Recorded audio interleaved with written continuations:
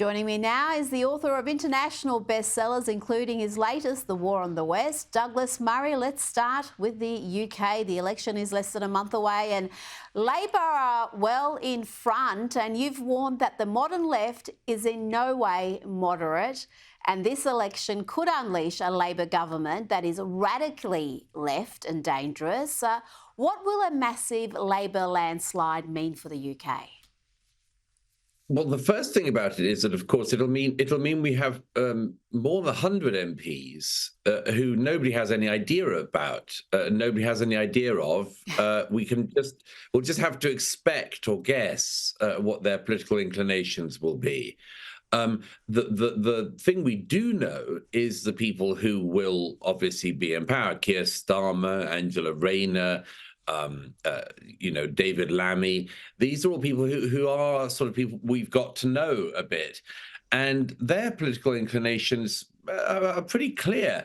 They've hidden them from the public a bit in recent months, in particular. As the election has come closer and closer, they've sort of they've become more and more vague about their political ideology and more and more vague about what they might do once they're in power.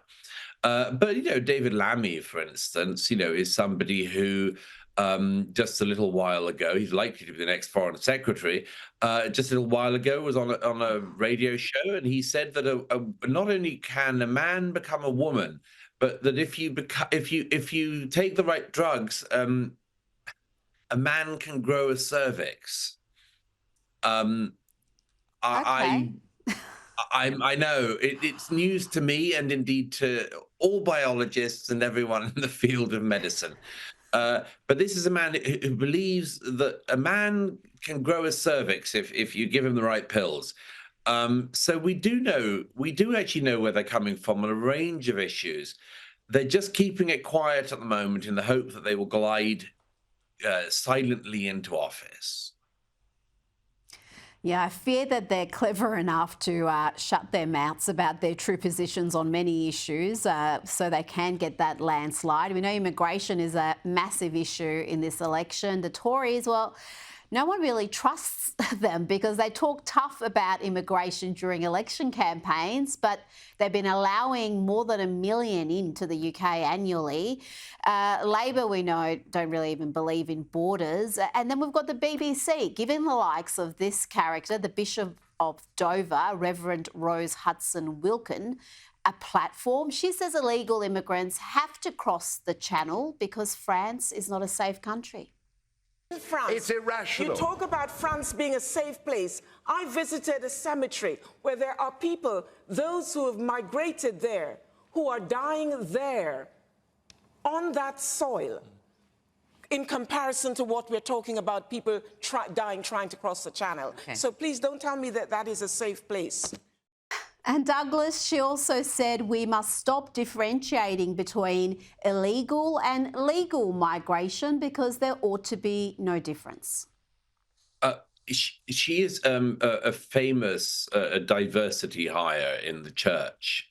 She was recruited by the former Speaker, John Bercow, as his personal chaplain because he was just desperate to make sure he had somebody who was not just black but a woman to signal his own virtue. He turned out to be a difficult character anyway. But yes, she's one of those people whose grift is she's in the church and she tells everyone how racist they are and how sexist they are, and she makes her way up very happily by doing that, and now she's the Bishop of Dover.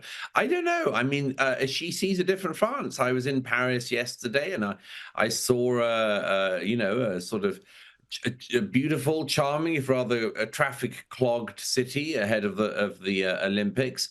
It's got all sorts of problems, France, Paris in particular, all sorts of security problems, largely brought along by illegal migrants who have the potential to carry out terrorist attacks. But the idea that France is and Paris is this sort of hellhole where migrants are just sort of dying. I don't know what the conditions are that would please somebody like Bishop Rose. If 21st century France isn't good enough, and 21st century Britain definitely won't be good enough, where is good enough? And I suppose maybe a suite at the Ritz for every illegal migrant. Just make sure we dodge all accusations of bigotry. It's preposterous, of course, but I'm hoping that the grift of these sorts of figures is up quite soon. It's high time. Now, you've written a fantastic piece for the New York Post on the increasingly political and hostile behaviour of the ICC, the International Criminal Court. Runs wild, threatening Israel and anyone who criticises it. Tell me about the ICC's response to the 12 US senators that criticised its conduct. It's amazing. The International Criminal Court, you and I have talked about before, Rita, but the International Criminal Court, having announced that it was going to seek to prosecute Prime Minister Netanyahu of Israel, the first time it sought to go after a democratically elected leader, got a letter from 12 US senators, and a very good letter it was, saying, if you come for our allies, you come for us, effectively. It was a one for all for one letter. And the ICC responded. What a kangaroo court it is, without wanting to offend kangaroos. The ICC responded by saying, to criticize the court in this manner may itself be a crime. It breaks Article 50 million of the Rome Statute of blah blah blah, and so effectively the court said, we're above criticism, because if you criticize us, that might also be a crime. Well, they cited the Rome Statute. America is not a signatory to the Rome Statute. Whether or not the ICC judges, whether Amal Clooney or whoever it was writing the letters that day knew that, I don't know.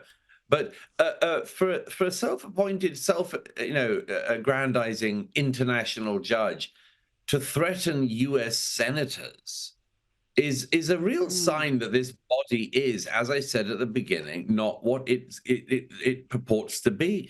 It's another one of these international bodies that holds itself out as one thing and is another. And the thing it is a highly partisan, highly political court that is not a real court, has not got real judges, but it has a real impact in the world because of the number of real people who believe that it is what it says it is.